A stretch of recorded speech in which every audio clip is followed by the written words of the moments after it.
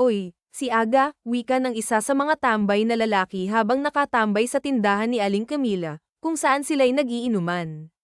Napatingin si Lisa sa kanila, ngunit may halong inis ang kanyang tingin, lalo na nang mapansin niya ang amo nila na nasa kabilang lamesa. Lisa, kailan mo ba ako papansinin? Tanong ng isa sa mga tambay na agad lumapit sa kanya. Hinaranggan siya nito, kaya't napilitan siyang huminto. Pwede ba, Dong? Umalis ka nga sa harap ko, madiin niyang sagot. Hindi pa ako nawawala sa katinoan para pumatol sa tambay na tulad mo. Ayokong magdala ng malaking bato para ipukpok sa sarili kong ulo, tulad ng ginawa ng nanay ko, dagdag niya, sabay turo sa kanyang ama na nakaupo rin kasama ng mga manginginom. Matapos iyon, tumalikod na siya at naglakad palayo. Ha, ano, hindi ka umubra? Ano, natatawang biro ng isa sa mga tambay. Walang tambay ang makakakuha kay Lisa. Ang makapagtapos ng pag-aaral, hindi para lang mapunta sa mga tambay na tulad nyo, pasinghal na sabi ni Aling Camila. Aling Camila naman, ang init ng dugo nyo sa amin. Kung wala kami, walang laman ang bilyaran nyo at tindahan, sagot ni Badong. Sa bilyaran naman, may isang lalaking bagong lipat sa lugar na kasalukuyang kalaro ni Santiago, ang kuya ni Lisa. Tigilan nyo na kasi ang kapatid ko. May allergy yun sa mga tambay na tulad natin, biro ni Santiago. Pero itong si Adrian, baka may pag-asa. Gwapo dagdag niya, na ikinatawa ng lahat. Paano kasi, tinamaan na ang ibang tambay doon, ano?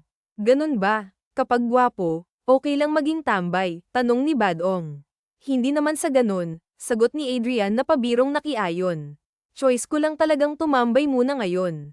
Pero pasensya na kayo. Oo nga. Tingnan natin kung uubra ang karisma mo kay Lisa, sabat ng isa sa mga tambay. Lalo na kung malaman niyang tambay ka. Sinasabi ko sa'yo, malayo ka pa lang, pinanlilisikan ka na ng mata noon.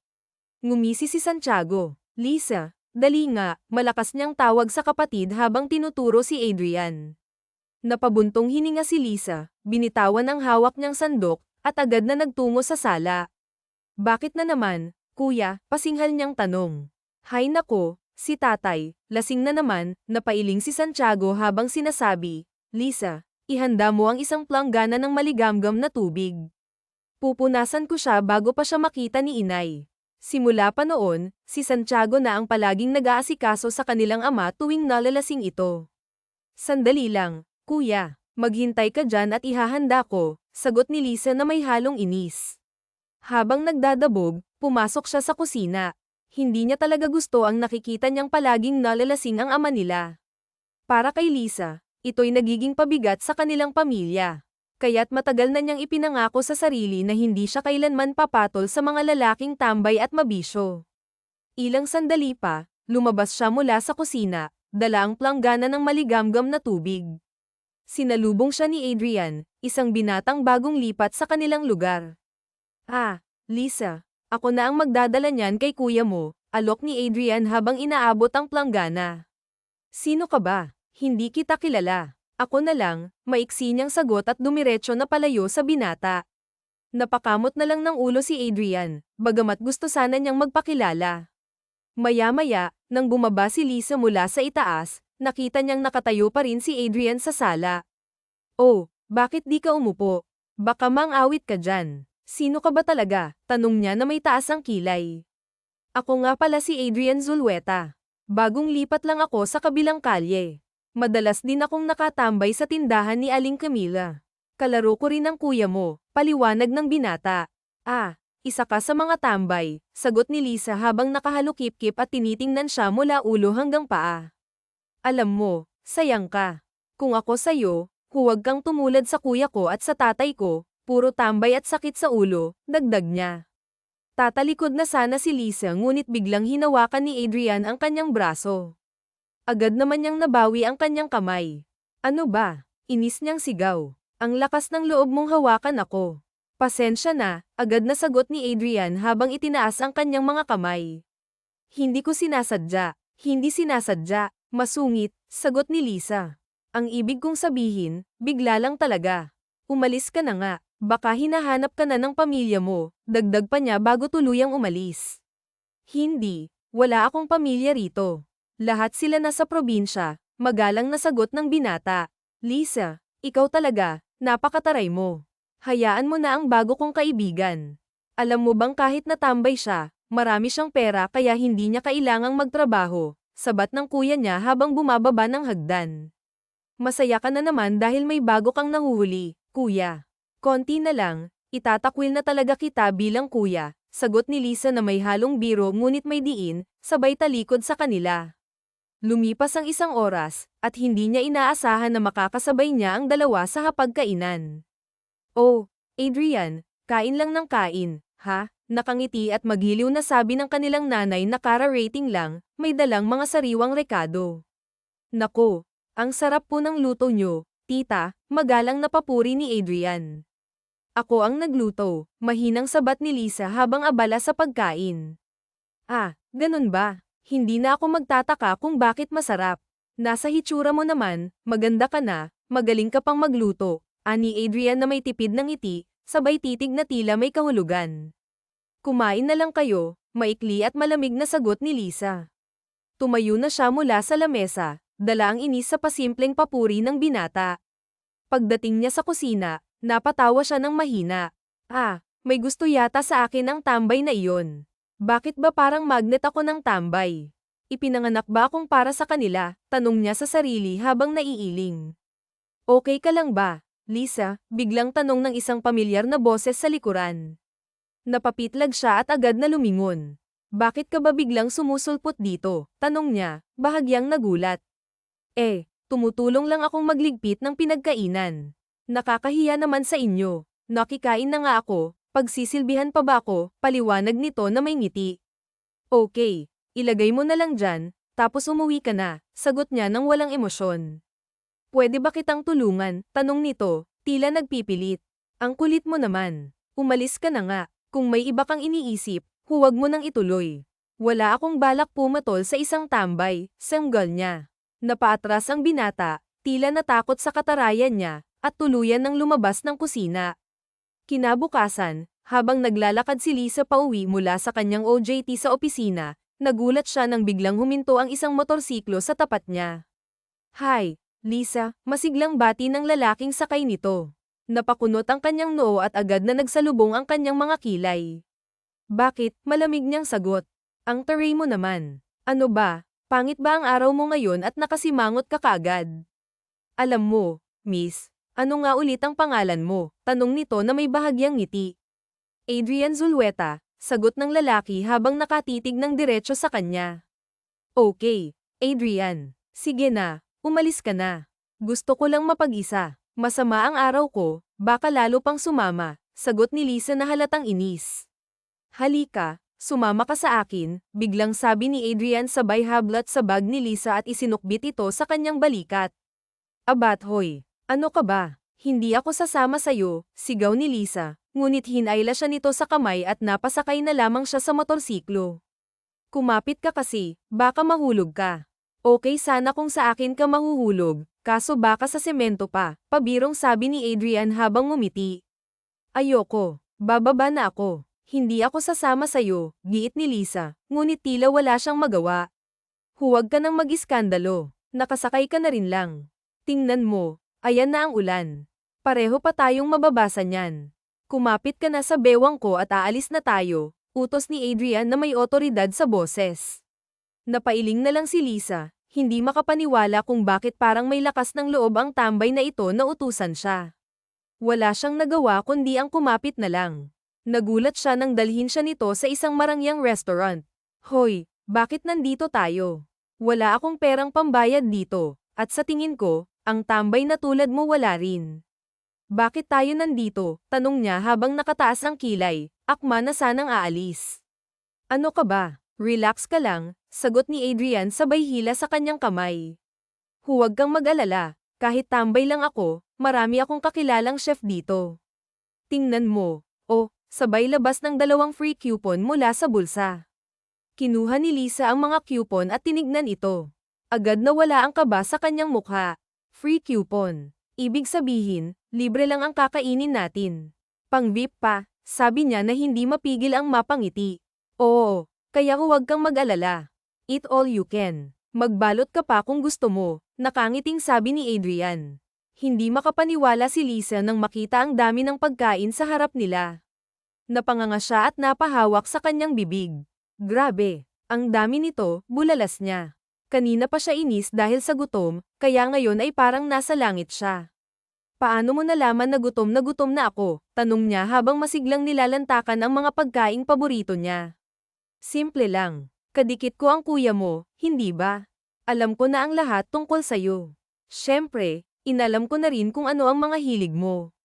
At dahil mahilig kang kumain, nag-effort akong makakuha ng free VIP coupon mula sa mga kaibigan kong chef dito, mayabang na sagot ni Adrian, na may kasamang ngiti. Napangiti si Lisa at nag-thumbs up sa binata. Totoo namang natuwa siya. Kahinaan niya talaga ang pagkain, at kahit gaano siya kalakas kumain, hindi siya tumataba. Matapos ang masarap na kainan, may pabalat pa si Adrian na ibinigay sa kanya. Paano ka naman? Bakit mo binigay lahat ng ito sa akin? Sigurado ka bang okay lang? Tanong niya, medyo nag-aalala. Huwag kang mag-alala. Mag-isa lang naman ako sa bahay, kaya sa inyo na yan. Yung iba, ipamimigay ko na lang sa mga kaibarkada kong tambay, sagot ni Adrian. Pagkababa niya ng motorsiklo, sinalubong si Adrian ng 5 lalaki. Boss, ang tagal mo naman. Alam mo namang ikaw lang ang pag-asa namin dito. Amin na yan, sabi ng isa habang kinukuha ang mga pagkain. Kayo talaga. Pwede ba, ayusin niyo naman ang mga buhay niyo. Huwag puro tambay sa bilyaran. Ikaw rin, Adrian. Sana next time, ang ipangbabayad mo sa date ay galing na sa pinagpagyaran mo, hindi free coupon. Okay, passer mo na sabi ni Lisa. Yes, ma'am. Pero next time, nood naman tayo ng sine, sagot ni Adrian na may kasamang kindat. Hindi na sumagot si Lisa at pasinghal na pumasok sa bahay nila. Nagulat siya nang tumunog ang cellphone niya. Nang tingnan niya, may mensaheng nagsasabing, "Salamat, Mr. Ray." Hindi niya alam kung kanino galing iyon. Si kuya talaga. Ipinamigay na naman ang number ko, inis niyang sabi habang inilalapag ang mga pagkaing nakabalot. O anak, narito ka na pala. Buti naman, gutom na kami, bati ng tatay niya. Tay, nasaan po si kuya? Tanong niya. Nako, naroon sa bilyaran. Nakatambay na naman, sagot ng ama. Tay, nahawa na si kuya sa inyo. Hanggang kailan po ba kayo ganyan? Napapagod na rin si nanay, seryosong sabi ni Lisa. Pasensya na, anak, kung may pinag-aralan lang sana ang tatay mo, siguro hindi ako, tambay. Pero napalaki ko naman kayo ng maayos, hindi ba? Malungkot na sagot ng ama. Tay, hindi po sa kawalang galang, pero nahihirapan na si nanay. Si kuya, ginagaya na rin kayo, tambay na rin. Inay, huwag na po kayong magtangkang maghanap ng trabaho kasi matanda na kayo. Si kuya na lang ho sana, maingat na paliwanag niya. Hay nako, Lisa, hayaan mo na ang kuya mo. Mukhang wala naman siyang balak magkapamilya. Basta ikaw, huwag kang gagaya sa akin na nag-asawa ng tambay. Pero kahit ganun, naitaguyod ko naman kayo ng maayos. Ayos na ako doon, sabat ng kanyang inay. Nay, ganun niyo po ba kamahal si tatay? Tanong niya, puno ng pag-aalinlangan. Yamakap lang ang nanay niya sa tatay niya, at naglambingan ang dalawa. Hayaan mo na, anak. Matanda na kami. Ayos na kayo ng kuya mo. Baka ang kuya mo na lang ang mag-alaga sa amin kapag matanda na kami, malumanay na sagot ng kanyang nanay. Ano pa nga po ba? Siya na nga lang talaga. Kasi gusto ko rin naman magkapamilya kahit papaano, buntong hininga niya habang nakatingin sa mga magulang. Naalala niya kung paano kinakaya ng nanay niya ang lahat para sa kanilang pamilya, kahit na si tatay ay matagal ng tambay. Ngunit napansin din niya na inaalagaan naman ng tatay niya ang nanay niya sa bahay, hindi ito pinapakilos pa. Parang nabaliktad ang mundo ng mga magulang niya, ang lalaki ang nasa bahay, habang ang babae ang nagtatrabaho. Ang tanging problema niya lang talaga ay ang pag-inom ng alak ng tatay niya. Ngunit sa isip niya, mariin niyang sinabi sa sarili, ayoko talaga sa tambay. Araw ng linggo, masaya ang halos lahat ng tao sa lugar nila. Karamihan ay nagiinuman, habang ang iba ay nagkakagulo. Kada rating lang niya mula sa simbahan nang makita niya si Adrian na nakatayo sa tapat ng tindahan ni Aling Camila. Lumapit siya at nagkunwaring bibili. Soft drinks nga po, sabi niya. Maliit lang ba? Tanong ni Aling Camila. Opo, ikaw, gusto mo ba? Tanong niya kay Adrian, kunwari ipabiro. Okay lang, sagot nito, ngunit halata ang lungkot sa boses niya. Dahil dito, hindi napigilan ni Lisa na umupo sa tabi nito at iabot ang soft drinks na nakalagay sa plastic na may straw. Oh, inumin mo na bago pa mawala ang lamig. Bakit ba kasi malungkot ka? Tanong niya. Wala lang. Na-miss kasi kita. Pwede ba tayong lumabas? Sabi mo sasama ka sa akin manood ng sine, sagot ni Adrian. Yun lang ang dahilan kung bakit malungkot ka. Yung ibang tao mas malaki pa ang problema. Ikaw panliligaw mo lang ang iniisip, sagot niya, bahagyang asar. Hindi naman, sagot nito, tila nahihiya. Yan ang problema kapag tambay eh. Ayoko sa'yo kasi tambay ka lang. Hindi ka ba pwedeng maghanap ng trabaho? Ayusin mo muna ang buhay mo bago ka manligaw, galit na sabi niya. Kung yayaman ba ako, sasagutin mo na ako, tanong ni Adrian, sabay halo-kip-kip ng mga braso. Tingnan natin. Pero hindi ko papangako. Alam mo kasi, Adrian, ambisyosa akong babae. Gusto ko umangat ang buhay ko at makaalis sa mahirap na lugar na ito. Kung mag-aasawa ako ng tambay na tulad mo, baka mabulok na lang ako dito, sagot niya ng may diin. Hindi naman masama ang lugar na ito tsaka ano bang problema sa akin. Gwapo naman ako, madiskarte at yun nga lang tambay sa ngayon lang naman, malay mo, malay ko.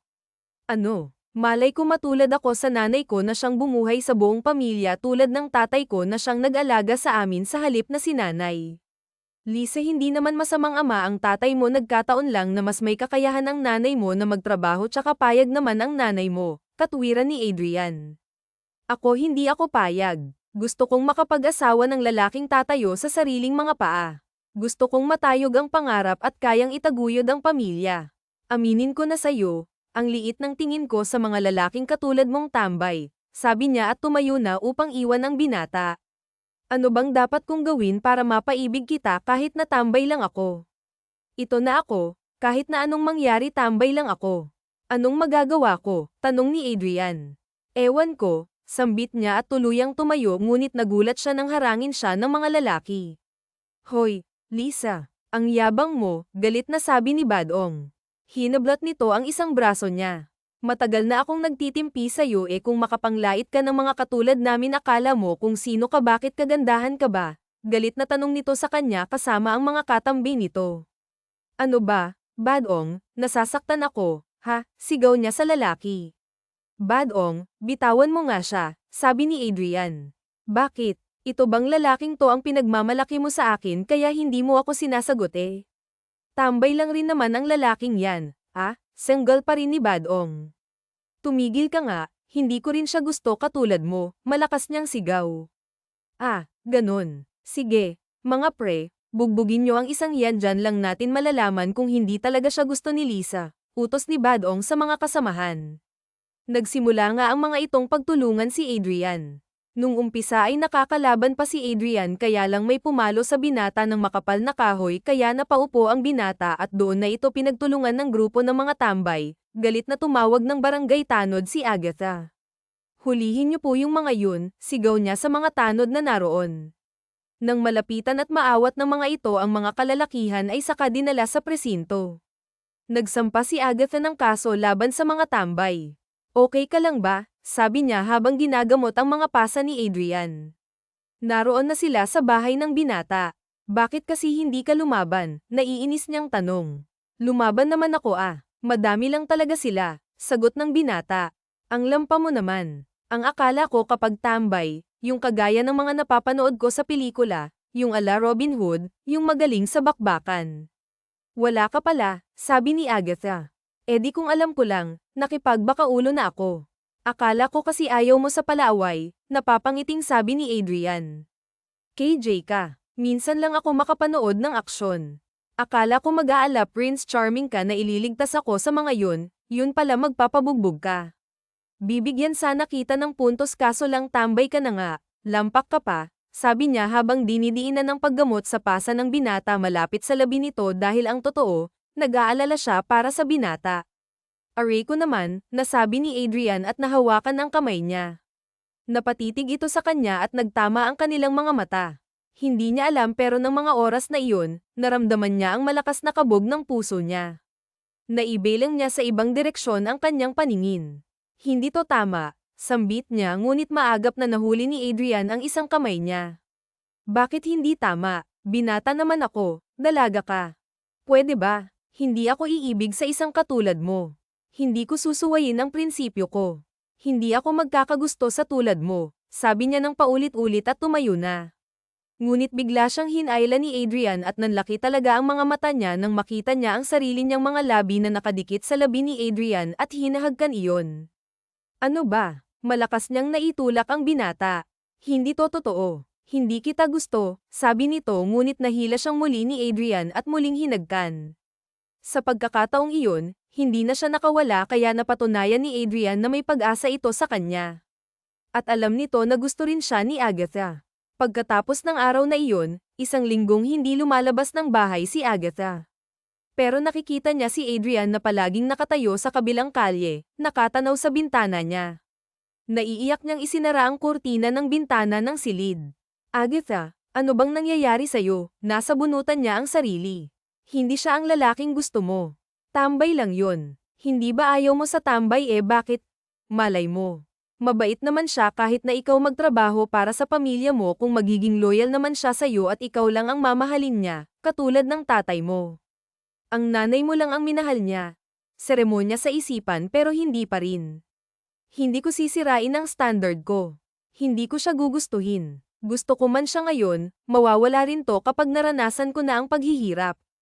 Ayokong mangyari yun, mataimtim niyang salita sa nagtatalong isip at puso. Kinagabihan, nakarinig sila ng nagsisisigaw sa labas ng bahay nila. Kasalukuyan silang naghahapunan. Agatha, kausapin mo ako, sigaw ng boses ng lalaki. Oh, may makong na namang nagwawala sa labas. Ano ba to? Ikaw lang ba ang babae rito? Bakit halos lahat ng mga tambay rito sa lugar natin sa'yo nanliligaw? Mukha ka namang kuneho, natatawang sabi ng kuya niya. Malay ko, baka kasi tulad mo. Engot ang babaeng nakikita nila. Mataas kasi ang standard ko, kuya. Hindi ako tulad ng mga babaeng kanto dyan sa labas kaya ako ang gusto nila, napapatayugong sagot niya sa kuya niya na nakikipag-asaran lang din siya sa kapatid. Nako, Santiago, yung kaibigan mo palang si Adrian, yung lasing na lasing, bulalas ng nanay nila nang silipin sa bintana ang nagsisisigaw na lalaki. Oh, pati si Adrian na humaling na sa mukhang kuneho na to, tatawa-tawang tumayo si Santiago at lumabas. Hoy kumag, ano ka ba? Pwede ka namang pumasok dito sa bahay at makipag-usap ng maayos. Bakit nagwawala ka pa dyan? Tanong ni Santiago kay Adrian. Santiago, tulungan mo ako. Mahal ko si Agatha kaya lang hindi na niya ako kinakausap. Isang linggo na kaming hindi nagkikita, sabi ni Adrian. Alam mo Adrian, isa lang naman ang solusyon dyan. Ayusin mo ang sarili mo, magtrabaho ka na. Gawin mo na ang dapat mong gawin. Huwag mong sayangin ang buhay mo sa kitatambay sa lugar na ito. Yun lang ang gusto ng kapatid ko. Huwag ka nang kasing easy-go-lucky. Walang mangyayari sa'yo niyan. Huwag mo na akong tularan kaya nga hindi ako kasando ng kapatid ko, sabi ni Santiago. Anong magagawa ko Santiago? Ito lang ang alam kong gawin, ang tumambay at magliwaliw. Kaya lang sa pamamasyal ko sa lugar nyo, hindi ko akalaing malala at first sight ako sa kapatid mo. Wala pa siyang ginagawa nang makita ko siya, mahal ko na siya, sabi ni Adrian. Hay nako, halika na nga, ihahatid na kita sa bahay mo. Doon na natin tapusin ang inuman para makatulog ka na rin. Lingid sa kaalaman nila na naroon lang si Agatha sa likod ng pintuan. Nang makaalis ang kuya niya at nakita niyang magkasama ang dalawa na panatag ang loob niya, pero hindi pa rin niya magawang aminin sa sarili niya na hanggang sa mga oras na iyon, kinikilig pa rin siya sa nakaraang araw na hinalikan siya ni Adrian. Dumating ang araw ng eleksyon ng mga kapitan sa lugar nila. Habang tumutulong ang tatay niya at kuya niya sa kampanya sa lugar nila, hindi niya akalaing makikilala niya ang anak nito. Oh, kapitan, sabay akbay ng tatay niya sa kapitan. Ngayon lang ulit tayo nagkita ano? Kumusta si Mrs.? Ano, dakilang may bahay ka pa rin ba? Natatawang tanong ng lalaking kapitan. Ikaw naman syempre, sabi ng tatay niya sabay tawa. Naiiling na lang siya kasi ikinatuwa pa ng ama niya ang insulto para sa kanya. Hello, Ikaw si Agatha tama, tanong ng lalaking alam niyang mas matanda lang sa kanya ng 1 taon. Ito ang tumatayong sekretary ng kapitan. Oo, maiksi niyang sagot. Ako nga pala si Emilio. Ako ang panganay na anak ni Papa, itinuro ng mga mata nito ang kapitang kausap ng tatay niya. Ah, kaya pala magkahawig kayo, sambit niya. Hindi iya, mas di hamak na gwapo yang anak ko. At isa pa, siya ang papalit at susunod sa mangyari ko, sabi ng kapitan. Simula nga noon ay naging taga-suporta na sila ng kapitang iyon at doon na rin nagsimula ang pakikipaglapit sa kanya ni Emilio. Madalas siyang sunduin at ihatid nito sa kanyang pinapasukang maliit na kumpanya. Isang araw, sinundo siya ni Adrian at nagkasabay pa ang mga ito. Oh, anong ginagawa mo rito? Tanong niya. Sinusundo ka. Gusto kong manood tayo ng sine, sabi ni Adrian. Ang tagal kitang hindi nakita. Akala ko nagtrabaho ka na. Ano bang pinagkakaabalahan mo ngayon? Tanong niya nang hindi tumitingin sa binata. Ayaw niyang mahalata nito ang labis niyang saya nang makita ito. Umuwi lang ako sa tita ko kasi kinuha ko yung padala sa akin ng parents kong allowance, sambit nito ngunit nang marinig na naman niya ang salitang, allowance, na galing sa parents, nadismaya na naman siya sa binata. Ilang taon ka na ba? Natanong niya na may halong inis. Napakamot si Adrian sa batok bago sumagot, 29. Ba't hanggang ngayon nang hihingi ka pa rin sa parents mo? Magtrabaho ka, inis niyang bulalas. Sorry na, sagutin mo lang ako, gagawin ko lahat para sa'yo, sabi ni Adrian sabay kuha sa kamay niya. Ano ba? Bitawan mo nga si Agatha, biglang sabi ng isang lalaki na hindi kilala ni Adrian. Sino ka ba? Ako lang naman ang anak ng kapitan ng lugar ni Agatha at nanliligaw ako sa kanya and for sure sasagutin niya ako kaya naman sa isang tambay na tulad mo. Sambit ni Emilio. Ano naman kung tambay nga ako pero marunong akong magmahal ng totoo. Ikaw gaano ka nakakasiguro sa sarili mo na isang babae lang ang kaya mong mahalin? Galit na tanong ni Adrian. Ano ba? Tumigil na nga kayo. Umalis ka na Adrian, kay Emilio ako sasama kasi alam ko na darating siya. Kung alam ko lang nasusundo ka sana, hindi ko na siya inabala. Umuwi ka na, aalis na kami, sabi ni Agatha. Ngunit hindi na niya pinansin pa si Adrian. Sumakay na siya sa kotse ni Emilio at umalis na sila pero sa sulok ng kanyang mga mata, inaalam niya kung naroon pa rin ba si Adrian. Sino ba yung Adrian na yon? Tambay ang lakas ng loob namang manligaw. Anong ibubuhay niya sa'yo? Laway, pagmamahal, bulalas ni Emilio. Okay naman ang ganang lalaki. Ganon din ang tatay ko. Huwag na nating pag-usapan, sambit niya na lang. Nasasaktan kasi siya dahil alam niyang mahal niya ang binata. Natapos ang halalan para sa kapitan. Nanalo nga ang manok nila at ama ni Emilio. Mula nga noon ay mas naging malapit pa ang binata sa kanya. Hindi niya alam kung gusto niya ito pero kung standard niya ang titingnan, nasa kay Emilio na ang lahat. Pero hindi niya alam kung bakit tila may ibang tinitibok ang puso niya. Birthday niya at naghanda ang nanay niya ng salo-salo. Nagpunta ang lahat ng mga kakilala at kaibigan nila. May isang tao siyang hinihintay at alam niyang darating ito ngunit tila nalungkot siya nang pumarada sa tapat ng bahay nila ang sasakyan ni Emilio. Happy birthday Agatha, bati ni Emilio sabay beso sa kanya ngunit nagulat ang lahat nang may humablot sa lalaki at biglang sapakin ito. Ano bang problema mo? Bulalas ni Emilio sabay tayong buhat sa pagkakatamba. Adrian, tawag niya upang sawayin ang binata. Ano ba? Huwag kang ang gumawa ng eksena, mabilis niyang hinablot ang binata palabas ng bahay nila. Hinayla niya ito sa di kalayuan. Adrian, bakit mo ba ginagawa to? Kasi mahal kita. Bakit ka nagpapahalik sa kanya? Ngunit hindi niya akalain, nalipad agad ang palad niya sa pisngi ng binata. Napahawak ito sa kaliwang pisngi at napatitig ito sa kanya, yan ba ang sagot mo? Oo, dahil tanga ka. Ayusin mo na lang ang sarili mo at kalimutan mo na ako. Sasagutin ko na si Emilio para masabi mo sa sarili mo na wala ng pag-asa, sabi niya sabay talikod. Kung sakali bang mayaman ako ang pipiliin mo, tanong nito sa kanya at napatigil siya. Akala mo ba kulang ako sa pera?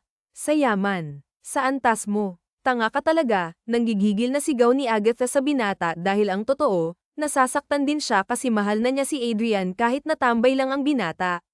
Kaya lang dahil sa hindi nila pagkakaintindihan, sasaktan nila ang isa't isa. Kapag umalis ka, Hindi mo na ako makikita kahit na kailan, banta nito sa kanya. Bahala ka. Gawin mo kung anong makakabuti sa'yo. Okay. Tapos noon ay iniwan na niya ito sa kinatatayuan nito.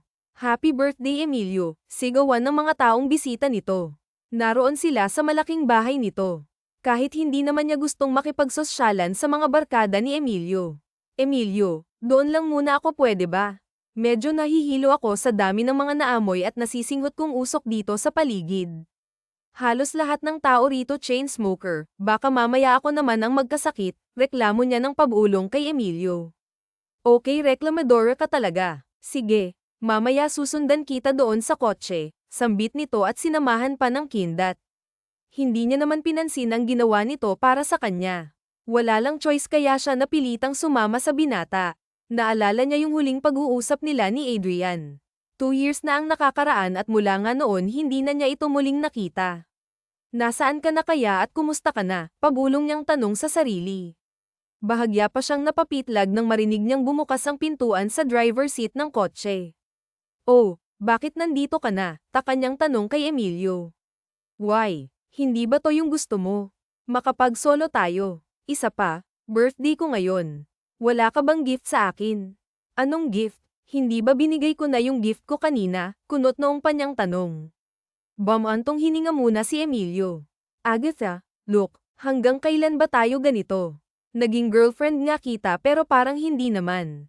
Ano to? Ganito na lang palagi. Almost 2 years na tayo pero kahit isang smack na halik, hindi mo man lang ako mapagbigyan. Nahampa nito ang manibela. Sa ayoko nga, hindi pa ako ready. Tsaka bakit ako makikipaghalikan sa'yo kung nakikita ko na hindi ka naman talaga seryoso sa akin? Ilang babae na bang nakikita kong kadate mo at kahalikan sa iba't ibang hotel? Sinabi ko naman sa'yo hindi ba? Ayoko ng ganitong klaseng relasyon, mariin niyang sabi. Kung pinagbigyan mo ako sa tingin mo magagawa akong makipag-flirt, tanong ni Emilio. Okay, tutal naging tayo lang naman ang dahil sa nag-asyong ka, di ba? Ipinakilala mo agad ako sa mga kaibigan mo at kaalyansa ng papa mo. Sabi mo for the meantime lang hanggang sa nasanay ka na at ako naman tong si tanga go with the flow na lang din. Alam mo kung ano, binigyan kita ng chance na ipakita sa akin kung nararapat ba kitang mahalin pero ano. Sa almost 2 years, ginawa mo lang akong dekorasayon. Itinuring mo ba talaga akong girlfriend? O girlfriend mo lang ako kapag tayong dalawa lang at kapag nasa harap ng mga nakakakilala sa atin? Pero ilang beses kitang nahuli na may kahalikang iba. Hindi mo ako nirespeto sa paraang alam ko. Kung hindi ko man payag ang mahalikan ako ng labi mo, it's because of you dahil marami na yang sinayang, sambit niya at binuksan na ang pintuan ng kotse. Nang makababa siya, once na isara mo yung pintuang yan, tapos na tayo, narinig mo ngunit pabagsak pa niya iyong isinara. I'm tired, yuzel niya tsaka lumayo sa sasakyan at pumara ng taxi. Sakto namang may dumaan kaya nakasakay siya agad at nakaalis sa tahanan ni Emilio. Nang sumunod na araw, nagulat na lang siya nang malaman niyang isa siya sa mga natanggal na tauhan sa kanilang kumpanya. Ma'am, sir, bakit po ako lang natanggal sa mga ka-team ko? Okay naman po ang trabaho ko. Saan po ba ako nagkamali at nagkulang? Ilang years ko pong hawak ang titulong Employee of the Month. Paano po nangyari na biglang bumagsak ang performance ko? Tanong niya sa mga manager at team leader ng kumpanya nila. Hindi ko rin alam pero yun ang desisyon ng management at ng nakatataas. Magbabawas ng empleyado at ikaw ang una nilang napiling tanggalin, sabi ng mga ito. Kung gusto mo magreklamo ka sa labor, sabi ng TL niya ng pabulong. Hindi na lang po, ano naman pong laban ko, bagamat naiiyak ay umalis na lang siya sa opisina ng mga ito at nagtungo sa table niya. Niligpit niya na lang ang mga gamit niya. Agatha, narinig niyang humahangos ang manager nilang may pagkabading para lang maabyutan siya. Bakit Sir Adams? Tanong niya. Agatha, pasensya ka na talaga. Ganito kasi ang nangyari, nabili ng malaking kumpanya ang kumpanya natin kaya naman hindi ko nga rin malaman kung bakit sa dami ikaw pa ang natanggal pero may referral akong nakuha. Ang alam ko malapit lang sa lugar nyo ang bagong building na nakabili ng kumpanya natin. Nabalitaan kong naghahir sila ng mga bagong secretary at office staff since yun naman talaga ang kurso mo kaya mag-try kang mag-apply roon, sambit nito. Kinuha niya ang address at ang application form na binigay sa kanya na may pirma nga ng manager niya dati. 1 buwan na siyang nakatenga sa bahay nila. Hindi niya malaman kung bakit lahat na lang ng applyan niya ay hindi siya natatanggap. O anak, ayos ka lang ba? Tanong ng kanyang ina. Hindi nga po eh. Ang hirap palang maging tambay, Nay, malungkot niyang sabi habang tulalang kumakain ng pandesal. O ano ka ngayon? Ikaw naman ang nakaranas maging tambay. Anong masarap ba ngayon? Alam mo na ang pakiramdam namin ni tatay, pang-aasar ng kuya niya.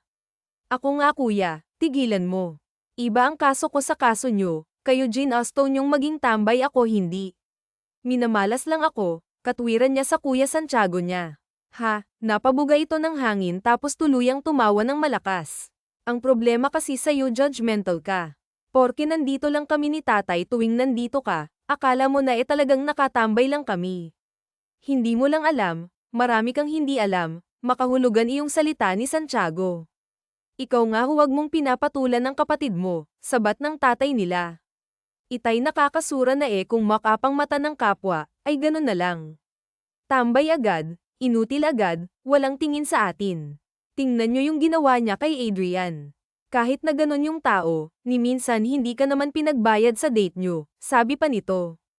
Ano na sabi niya, kasabay noon ay napaisip nga siya.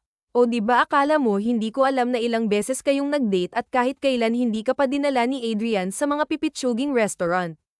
Aminin mo, ni minsan hindi ka pa pinagbayad sa mga date nyo, hindi. Oo, nasabi niya. Oo, kasi ganoon din siya sa akin. Madalas niya akong ilibre pero sa mga mamahaling kainan talaga. Minsan nga, natutulog pa kami sa mga mamahaling hotel, kaya naisip ko, may something sa taong to. Kaya hinahayaan ko lang siya. Yung tinitirhan niya, yun ang pinakamahal na apartment sa lugar natin, hindi ba? Hindi ka nagtataka, kaya kung ako sa'yo, Agatha, bawas-bawasan mo ang panghuhusga sa kapwa mo ha. Kahit natambay pa yan, dapat tratuhin mo ng tama. Grabe ka naman sa kapatid mo, Santiago. Hindi naman ganyan si Agatha kay Adrian.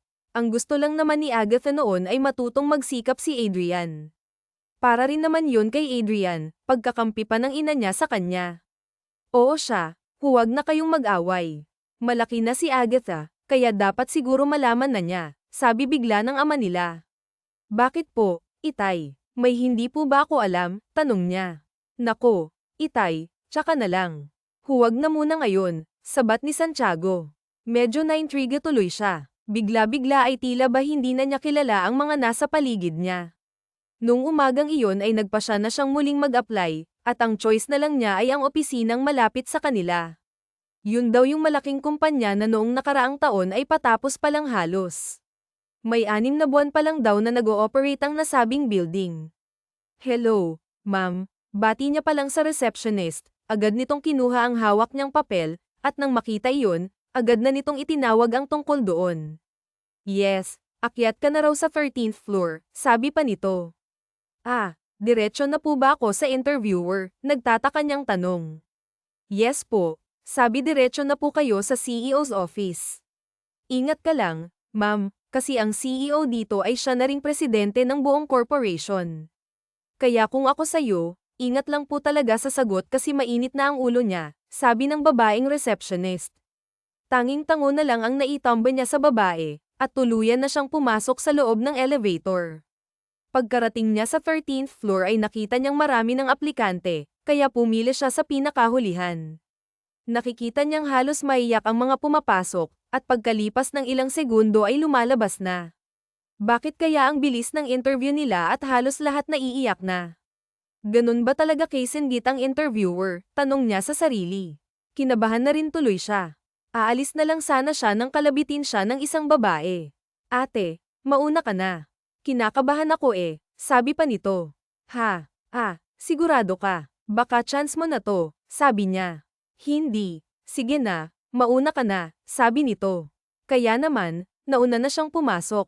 Nang lumabas ang isa, nanginginig pa siyang pumasok sa loob ng opisina ng CEO. Nakatalikod ito habang nakaupo sa swivel chair. Have a seat, sambit nito, sabay umikot ang upuan nito paarap sa kanya. Sumunod naman siya at umupo rin doon, at nang tingnan niya itong muli, nakita nga niyang nakayuko ito at binabasa ang application form na pinirmahan ng dating manager niya. So, ikaw pala si Agatha Morales. Mahabang experience mo sa dati mong kumpanya, at nakalagay pa rito na palagi kang Employee of the Month. So, bakit ka natanggal at narito ka ngayon sa harap ko? Sarcastic nitong tanong sa kanya na mahimig galit. Ewan ko nga po, sir. Nabibili na raw ng kumpanya nyo ang dating kumpanyang pinapasukan ko, kaya nga binigyan ako ng referral, sagot niya. Sa tingin mo, bakit ka natanggal? Tanong nito na nagtanggal pa ng suot na salamin at tumingin sa kanya ng diretso. Kamantak na niyang malunok pati na ang dila niya sa pagkagulat. Halos pansamantala niyang naramdamang tila tumigil ang oras sa pagitan nilang dalawa. Nausal niya. Oo, ako nga. Kumusta naman ang pinakamayabang na babaeng nakilala ko sa tanang buhay ko? Tanong nito na sumandal pa sa sandalan at humalukip-kip. Kitang-kita niya ang mga galit na mga mata nitong nakatingin sa kanya. Hindi ko alam na ikaw palang may-ari ng kumpanyang to. Pasensya na. Bakit? Nagulat ka ba na ang lalaking tambay lang noon na inaalipusta mo, nilalay mo, at minamaliit mo ang pagkatao ay siya na ngayong pinakamayaman na kakilala mo? Sarkastiko pa rin ang bawat bato nito ng mga pangungusap sa kanya. Oo, pero sa tingin ko, wala akong maalalang nilate at inalipusta kita, kasi sa pagkakaalam ko, pinakitunguhan kita bilang matinong tao. Mali yata ako ng kumpanyang napuntahan, sabi niya at tinangkang aalis na lang. Masarap maging tambay, hindi ba? Ang balita ko nga, 1 buwan ka nang walang trabaho eh. Di ba hate na hate mo ang salitang tambay, ano ka na ngayon? Hindi ba tambay? Mapanuya ang tanong nito sa kanya. Depende naman yun sa sitwasyon. Tsaka hindi pa rin naman ako umaasa sa mga magulang ko, hindi gaya mo noon, sabi niya. Kahit nakatalikod. Alam mo, kung ako sa'yo, hindi ako aalis ngayon. Kung ako sa'yo, magpapakumbaba na lang ako kasi kung hindi, magtatagal pa na magiging tambay ka. 80% lang naman ng mga kumpanya dito sa malapit sa lugar nyo ay pagmamay-ari ko na. So, sa tingin ko, kung ayaw mo talagang maging tambay, lalayo ka sa pamilya mo o mangingibang bansa ka na lang. Hindi ka rin pwedeng magnegosyo, kakainin lang ng kumpanya ko ang mga itatayo mong business. Nanggigigil siya, yung mangkamao na napaharap at napalapit siya sa binata.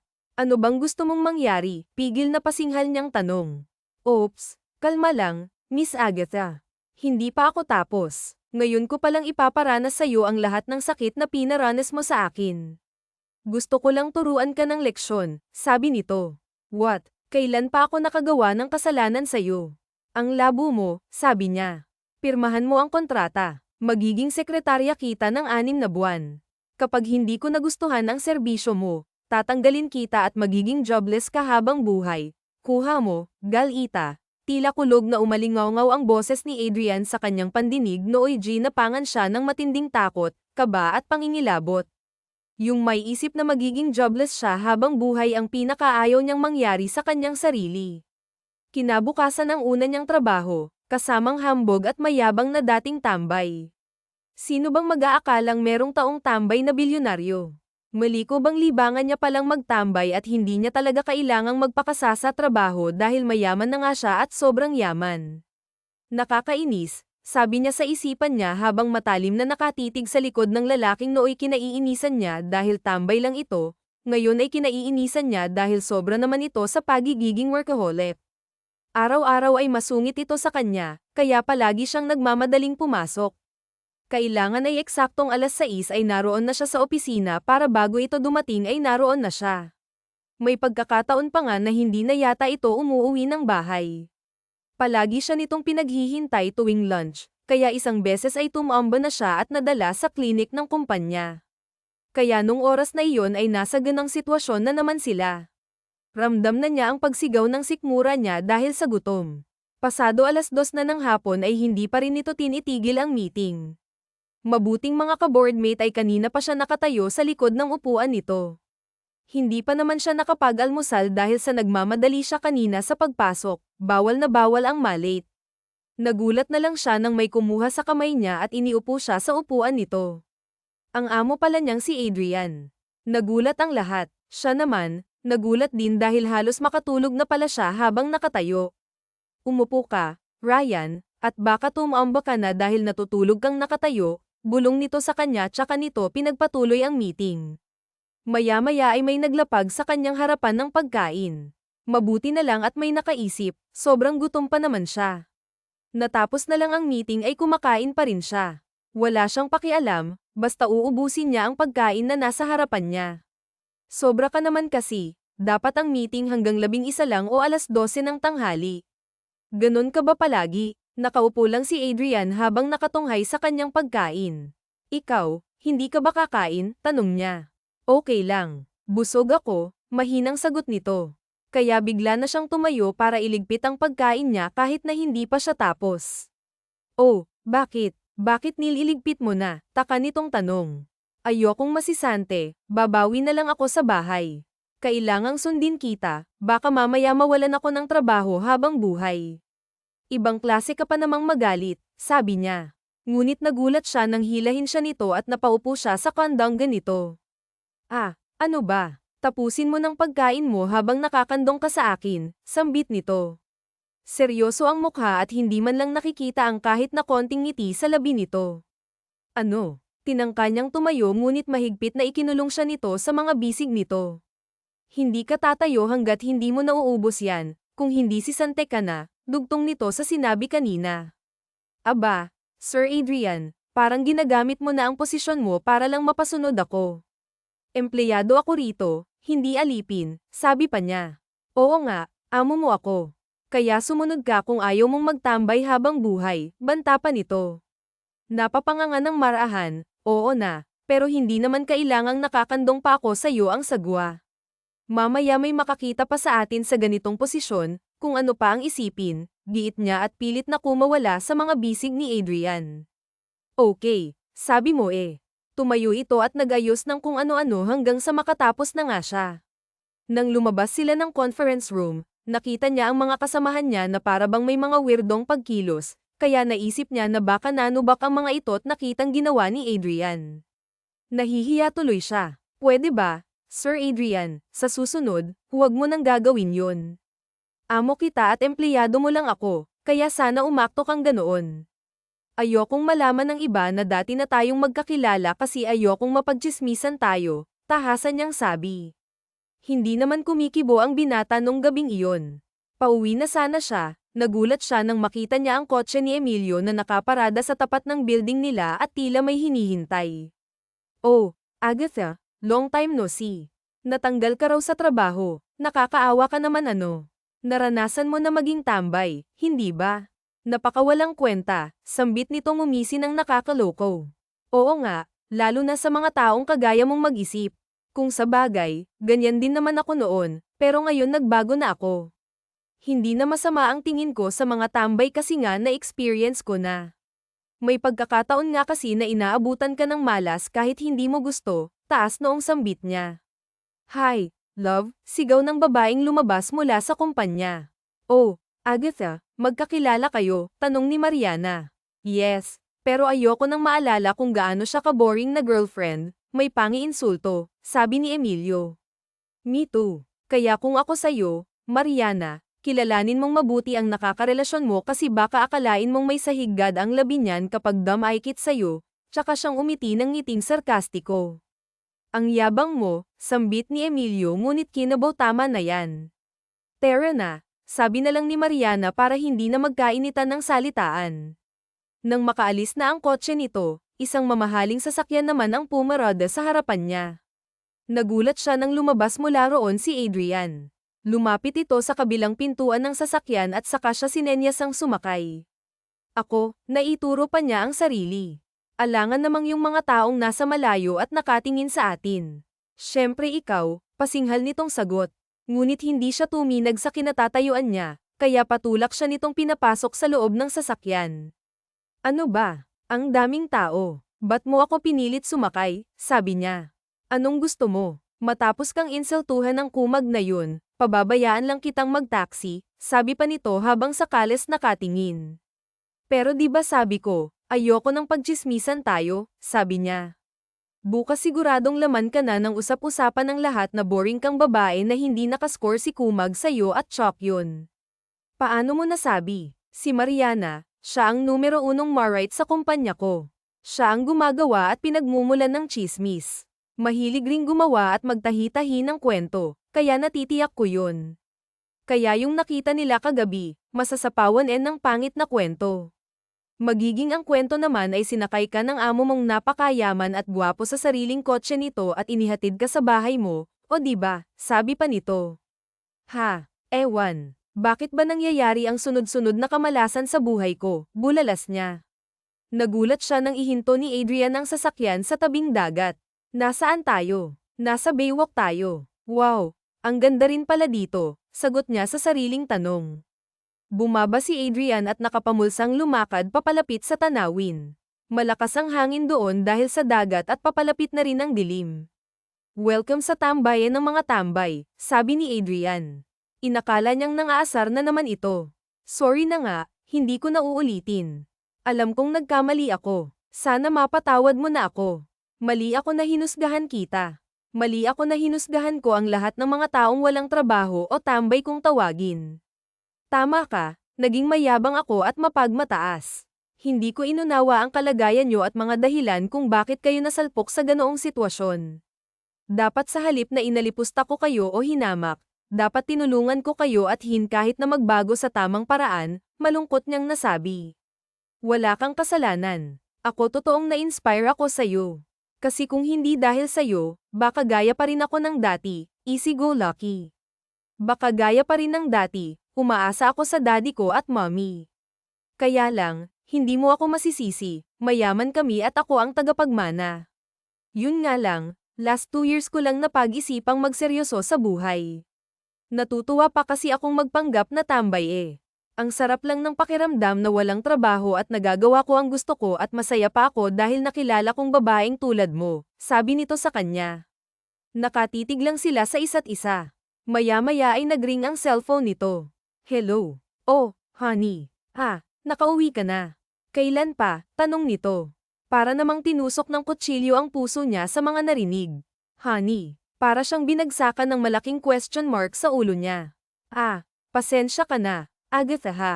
Kailangan kong sunduin si Honey. Ang mabuti pa, ihahatid na muna kita sa inyo, sabi ni Adrian. Hindi na. Mula rito kaya ko na. Oo, kaya ko umuwi, magtataksi na lang ako. Okay lang ako. Sige na, puntahan mo na yung honey mo, sabi pa niya. Nang makakita nga siya ng taxi, agad niya itong pinara at saka nagmamadali siyang sumakay. Bye na, sir ha. Bukas na lang, sabi niya. Sumakay na nga siya at wala nang nagawa si Adrian kundi ang magpaalam na rin at sumakay sa kotse nito. Habang nasa taxi siya ay lumalandas ang luha niya. Nabasa pa niya sa cellphone niya ang isang balita na nakapost sa group chat ng lahat ng empleyado, ang isang balita na ikakasal ng isa sa mga anak ng may-ari ng kumpanya. Si Adrian yata ang tinutukoy ng mga to. Ikakasal na palang mong naayon. Buwisit siya. Bakit nagpakita pa siya sa akin? Naiiyak niyang tanong. Okay ka lang, miss? Tanong ng driver.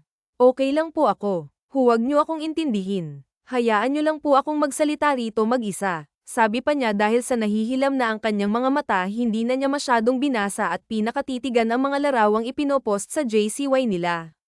Ang huling nabasa niya ay ang pita sa Macau na pala ang kasal ng mga ito. Tuluyan na siyang naiyak. Nakakainis kung bakit yung tao kapag naghahabol sa'yo sinisipa mo naman palayo. Pero kapag wala na sa tabi mo tsaka mo hahanap-hanapin at panghihinayangan, tsaka mo sasabihin sa sarili mo na sana ako na lang, hiyaw pa niya habang nasa loob ng taxi. Hindi niya alam na umiiyak na rin ang taxi driver.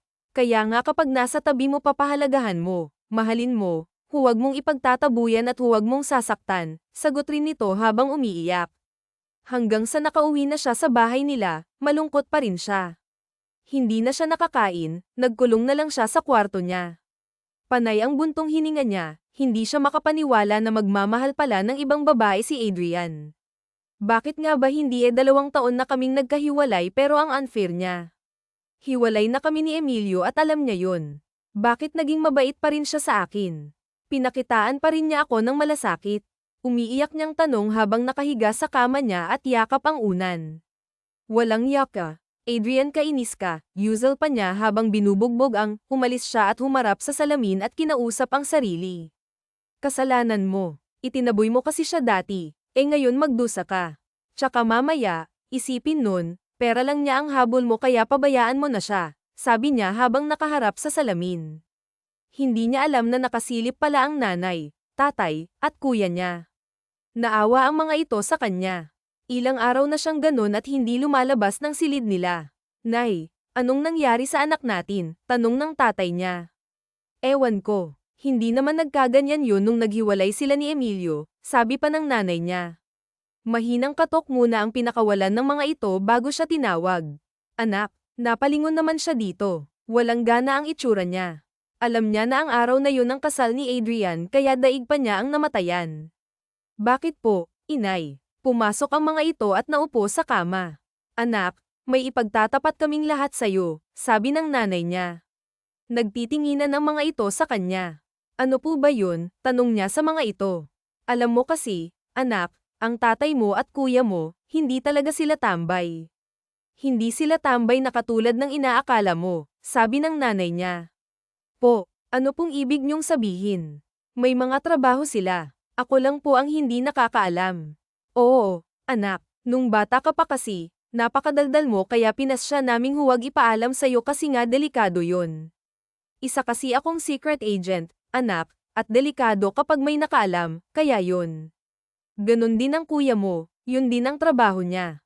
Hindi namin ipinaalam sa'yo kasi para maging normal ang buhay mo. Akala mo lang dati nasa bilyaran at kanto kami kapag wala kami sa bahay. Natsyempuhan mo naman minsan na naroon nga kami, paliwanag ng tatay niya. E ngayon po, ganon pa rin po ba ang trabaho mo? Tanong niya sa ama niya nang may pag-aalala. Umiling muna ang tatay niya. Hindi na, anak, matagal na akong nagretiro. Ang kuya mo ngayon, ganon pa rin kaya lang nitong huli pinatitigil ko na para naman magkapamilya siya, sabi ng ama niya. Sorry po, tay, masama ako sa inyo. Hinusgahan ko kaagad kayo. Akala ko po kasi tamad ka at si nanay lang ang pinagtatrabaho mo. Sorry po, tay, sabi niya sabay yakap sa tatay niya.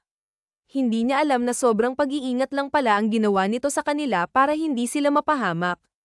O siya, anak, ano pa bang iba mo pang tanong? Tanong ng nanay niya. Katulad nyo, itay, kuya, hindi rin pala basta tambay lang si Adrian. Naging boss ko po siya. Isa pala siyang tambay na bilyonaryo at ngayon ikakasal na siya, sabi niya. Ha, ano? Anong ikakasal? Tanong ni Santiago. Oo. Ikakasal na siya doon sa honey niya kaya so ang sawi ang puso ko. Bigo ako, inay, napakawalan ko po ang lalaking mahal ko noon pa dahil sa mapanghusga kong ugali, sabi niya at tuluyang napaiyak. Ayos lang yan, anak. Lahat naman tayo nagkakamali at ayos lang yang pinagsisisihan mo ang pagkakamali mo. May panahon pa para bumangon. Papayag ka bang makasal na lang si Adrian sa ibang babae? Tanong ng nanay niya. Oo nga naman, anak. Ano? Bangon na. Puntahan natin doon sa simbahan at pigilan natin ang kasal nila, suhestyon ng tatay niya. Po, pwede po ba yun? Baka mamaya masira ko lang ang buhay niya, sabi niya. Ang alam ko, ikaw ang mahal ni Adrian. Alam ko yun. Kahit hindi na kayo nag-uusap, palagi niya akong time-text at tinatawagan para kamustahin ka kaya alam kong mahal ka nun, sabat ng kuya niyang si Santiago kaya napagpasyahan niyang ipaglaban ang kanyang pag-ibig. Sige po. Punta tayo doon. Pipigilan ko ang kasal at kung sasabihin niyang hindi niya talaga ako mahal, tsaka lang ako sesuko, determinado niyang salita. Yan ang anak ko, matapang na lumalaban, sabi ng ama at kanyang ina kaya agad na silang umalis. Habang nasa taxi sila, nagkataon na may naganap na aksidente at naging sanhi ng malawakang traffic. Nakita niyang malapit na sa simbahan kaya't bumaba na siya. Bababa na ako kasi gusto kong ipaglaban ang pag-ibig ko.